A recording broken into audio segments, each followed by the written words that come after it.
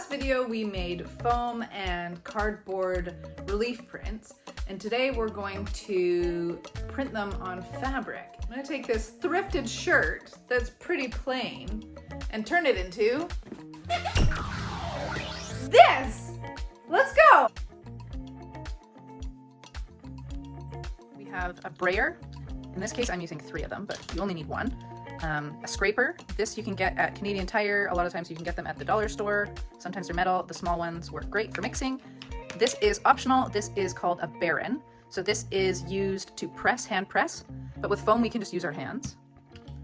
Then we have a variety of fabric ink. If you're just starting, get black, and if you're printing on light fabric, and get white if you're printing on dark fabric.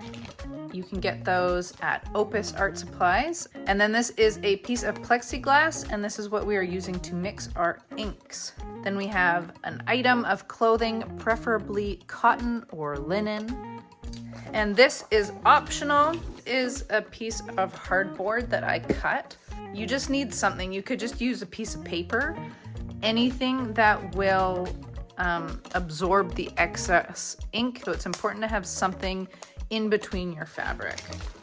The first thing we're going to do is mix our colors.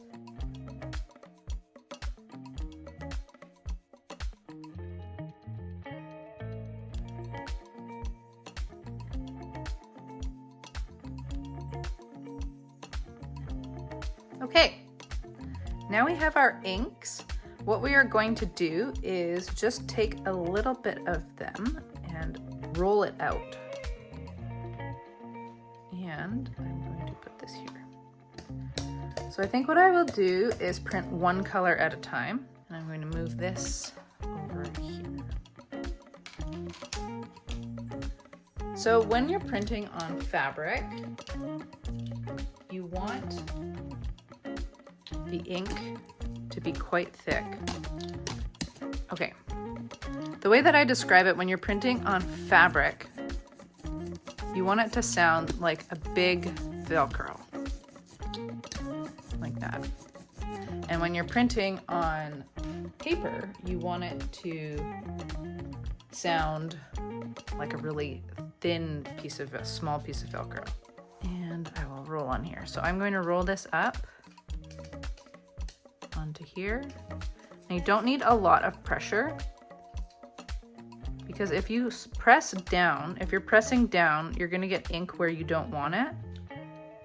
So we're wanting to be light on that. And now that we have that on, I am just going to place this down. Now, if you have a baron, you can use it and you can press down firmly and then peel it up. It's subtle, so we're gonna keep going.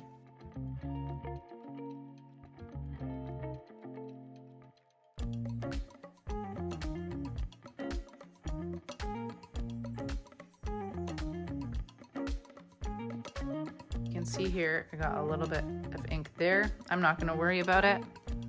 This is the beauty of hand printing, is that everything is unique and one of a kind and not perfect. Okay, I am going to speed this up. Okay, so we have printed our shirt. So now I am going to talk to you about cleanup. So we have made some delicious original colors. And I still have quite a bit left, so I don't want to waste that. So what I'm going to do is tear up some tin foil. I've got 3 colors. So I think, but I don't have a ton, so I am just going to not worry too much about the mixing, and I'm going to scoop that up and put it into the middle. And then I am going to fold that like this and squeeze out any air, and then fold it in like that on both sides. I usually do a couple folds. Again, making sure that it's tight and I've got as much of the air out as possible. And then I'm just going to fold that down. And now I will go get a Sharpie and write the date and the color on it. I've written fabric ink, the date, actually I don't know what the date is, and I've written moss green because that's kind of close to it. And then I will go ahead and do that with the other two.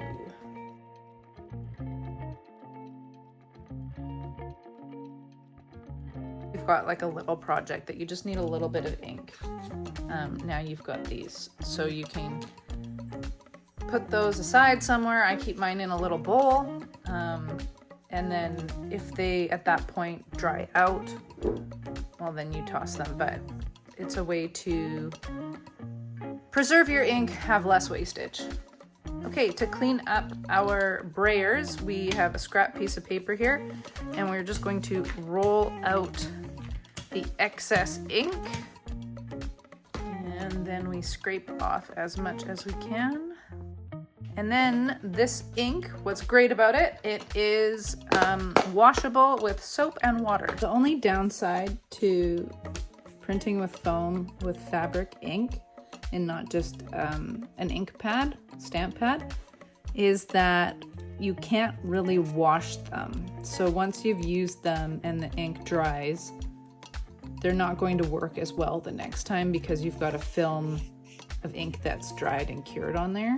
So they're kind of a 1 or 2 time use depending on how you're going to use them.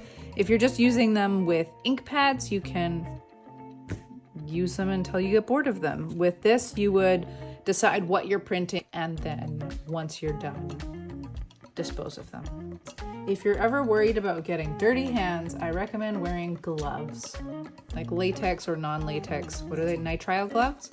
While you work, because printmaking can get messy, and messy is fun. So either get messy or get messy with gloves on and keep it clean. It's up to you. Thanks for watching.